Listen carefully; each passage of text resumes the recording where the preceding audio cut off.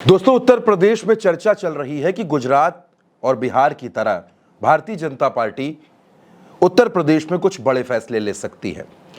अब उत्तर प्रदेश के मुख्यमंत्री योगी आदित्यनाथ और दोनों डिप्टी सीएम दिल्ली में हैं।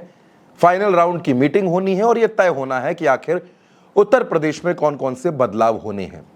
इन सब के बीच एक तस्वीर मैं आपको दिखाता हूं। वो तस्वीर मनोज पांडे की है। मनोज पांडे रायबरेली के ऊंचाहार से विधायक हैं। 2022 में समाजवादी पार्टी के सिंबल पर चुनाव जीते। राज्यसभा चुनाव में क्रॉस वोटिंग करते हुए बीजेपी के पाले में चले गए और चुनाव के दौरान अमित शाह की रैली के मंच पर बाकायदा भारतीय जनता पार्टी में शामिल हो गए। अब सोर्सेस के हवाले से खबर यह चल रही है कि मनोज पांडे को बड़ा पद देने का वादा हुआ था। वो बड़ा पद कौन सा था, इसकी कोई पुष्ट जानकारी किसी के पास नहीं, लेकिन समाजवादी पार्टी के नेता और लंबे वक्त तक भारतीय जनता पार्टी के प्रवक्ता रहे आईपी सिंह के एक पोस्ट ने हलचल बढ़ा दी है। आईपी सिंह ने ब्रजेश पाठक और मनोज पांडे की मुलाकात की यह तस्वीर पोस्ट की और इसके बाद यह सवाल पूछा है, यह बात बताई है कि मनोज पांडे को उप मुख्यमंत्री बनाने की तैयारी हो रही है।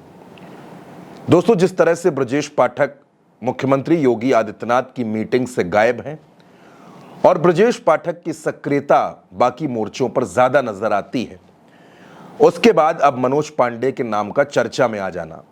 हालांकि खबर तो यह है कि उत्तर प्रदेश में दोनों डिप्टी सीएम बदले जा सकते हैं। भूपेंद्र चौधरी ने भी यह कहा कि उत्तर प्रदेश में मुख्यमंत्री को बदलने की कोई चर्चा कहीं नहीं है, लेकिन डिप्टी सीएम के मसले पर वो भी कुछ नहीं बोले। अब कहा यह जा रहा है कि दोनों डिप्टी सीएम बदल जाएंगे, तो अगर बदल जाएंगे तो बाकी दोनों डिप्टी सीएम होंगे कौन? क्या उत्तर प्रदेश में दो डिप्टी सीएम रहेंगे या एक डिप्टी सीएम रहेगा? और अगर दो उप मुख्यमंत्री रहेंगे तो नए चेहरे कौन से होंगे? अब दोस्तों, एक नाम की चर्चा तो आईपी सिंह ने छेड़ दी, मनोज पांडे के नाम की, लेकिन भारतीय जनता पार्टी दलित समाज से भी किसी को उप मुख्यमंत्री बनाना चाहती है और नामों पर विचार चल रहा है। उसमें एक नाम आता है असीम अरुण का और ओबीसी वर्ग से उप मुख्यमंत्री बनाने में एक नाम आता है स्वतंत्र देव सिंह का। ऐसी खबरें हैं कि स्वतंत्र देव सिंह और असीम अरुण, इन दोनों को उप मुख्यमंत्री बनाया जा सकता है और केशव प्रसाद मौर्य और ब्रजेश पाठक में से किसी एक को उत्तर प्रदेश में संगठन की कमान दी जा सकती है। दोस्तों, केशव प्रसाद मौर्य पहले भी प्रदेश अध्यक्ष रह चुके हैं 2016 से 2017 के बीच, और 2017 में उत्तर प्रदेश में भारतीय जनता पार्टी को 312 सीटें मिली थी, जबकि एनडीए 325 सीटें जीता था। प्रचंड बहुमत के साथ भारतीय जनता पार्टी सरकार में आई थी। लेकिन दोस्तों, आईपी सिंह के ट्वीट ने, आईपी सिंह के इस पोस्ट ने हड़कंप मचा दिया है। मनोज पांडे जब से भारतीय जनता पार्टी में आए हैं तब से उनको कोई बहुत मजबूत पद मिल गया हो या कुछ ऐसा मिल गया हो जिस पर वो खुश हो जाएं, ऐसा कुछ हुआ नहीं। आप सुरक्षा छोड़ दीजिए तो बाकी उनको कुछ मिला नहीं। बीजेपी में आने का उनका फायदा सिर्फ इतना हुआ कि उनको Y+ कैटेगरी की सिक्योरिटी मिली। रायबरेली की सीट भी भारतीय जनता पार्टी हार गई।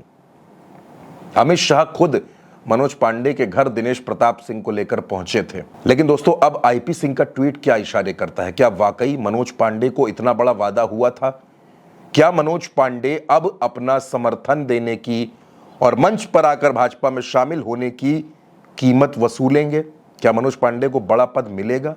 क्या मनोज पांडे डिप्टी सीएम बनेंगे? और अगर बनेंगे तो रिप्लेस कौन होगा? और अगर दोनों ही डिप्टी सीएम बदलने वाले हैं तो दो नए चेहरे कौन से होंगे?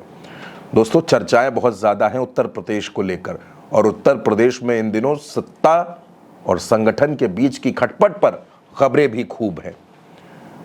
उत्तर प्रदेश में क्या कुछ होने वाला है, लेकिन जो कुछ भी होने वाला है वो बेहद चौंकाने वाला और बेहद हैरान करने वाला होगा दोस्तों।